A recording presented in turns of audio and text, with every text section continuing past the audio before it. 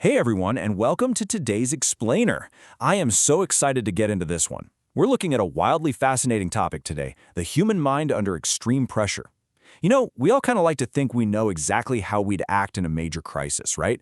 But the reality is, when our environment suddenly turns upside down, we change right along with it.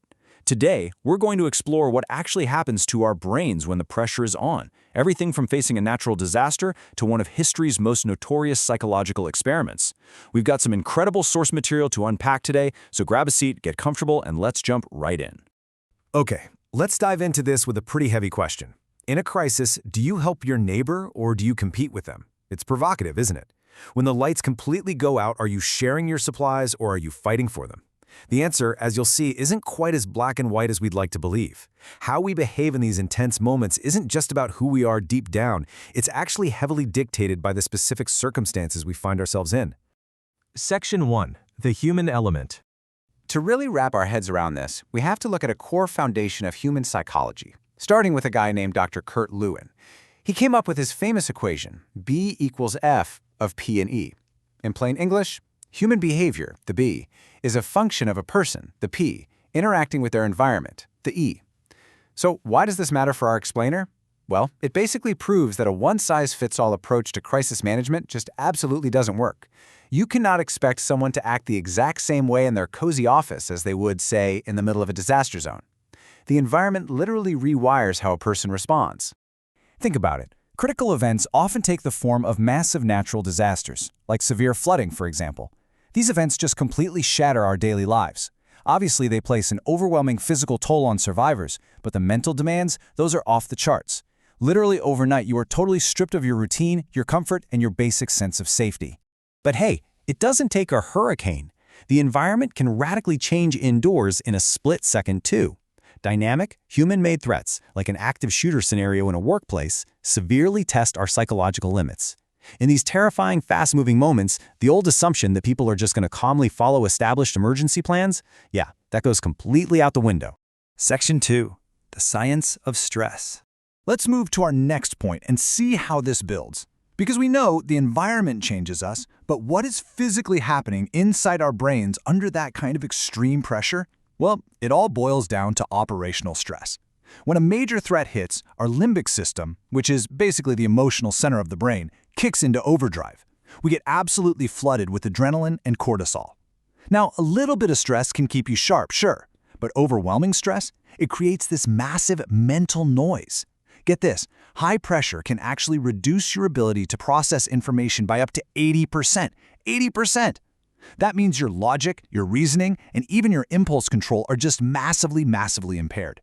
And all that mental noise leads straight to what's called task saturation. That's when you just have way too much to do and nowhere near enough time or resources to do it. You'll see 4 major behavioral warning signs here. Shutting down entirely, cognitive lock-in, which is when someone stubbornly sticks to their very first decision even when new facts prove them wrong. Compartmentalizing, or target fixation. Actually, think of this like staring at one single tree while the whole forest burns down around you. And channelizing, where someone acts super busy making lists but doesn't actually accomplish anything. Listen, pushing past your limits here doesn't make you a hero.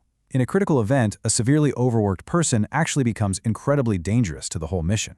And this brilliantly illustrates what happens when these stress responses scale up to an entire community. Generally, we see a type 1 response in emergencies. This is that classic neighbor helps neighbor vibe. It's natural community cohesion, and it is fantastic for recovery. But if the fear dial gets turned up to absolute panic, say there's no way to escape and 0 vital supplies, we see a type 3 response. It's rare, but it happens. This is pure neighbor competes with neighbor. Survival totally overrides any social conventions or laws. It is literally every man for himself. Section 3. The Power of Environments. To really grasp how a toxic environment can trigger that terrifying type 3 response and completely overwrite someone's normal personality, we've got to look back at history. Here we have the timeline for the infamous Stanford prison experiment from 1971. Dr. Philip Zimbardo took perfectly healthy, normal college students and randomly assigned them as either guards or prisoners in a fake basement prison. The escalation was just terrifyingly rapid. Day 1 featured surprise arrests by real local police. By day 2, the prisoners were rebelling, and the guards were fighting back with fire extinguishers and solitary confinement. By day 5, the prisoners were having literal emotional breakdowns. And by day 6, this planned 2-week study had to be abruptly and totally shut down. So how on earth did ordinary college kids turn sadistically abusive in mere days? It was the environment, plain and simple. They used intense de-individuation tactics. The prisoners were stripped naked when they arrived, given these humiliating smocks with ID numbers instead of their names, forced to wear tight nylon caps so it looked like their heads were shaved, and chained at the ankles. This simulated environment successfully stripped away every ounce of their identity and unity. It forced total compliance and caused devastating psychological distress. The environment manufactured the behavior. Now, what's really interesting about this slide is the researcher himself. The man who designed the study got entirely consumed by the authoritarian nightmare he built. He didn't even realize what he was becoming until an outside observer had to step in and stop him. Dr. Zimbardo later admitted, "I was thinking like a prison superintendent rather than a research psychologist. That is just wild, isn't it?"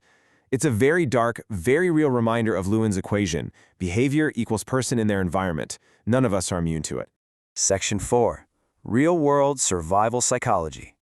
Okay, let's pull ourselves out of the clinical darkness of the 1970s and step into something way more relatable. We found this fascinating modern-day crisis detailed in a Reddit community discussion all about prepping. Here's the scenario. A family of 4 gets hit by severe winter storms and has to survive for 8 days without power in freezing temperatures. Now, they knew it was just a power outage, right? They knew the supply chains were fine and the grid would eventually come back. But even knowing that comforting fact, the internal, psychological toll of living off emergency supplies in the freezing cold was absolutely immense.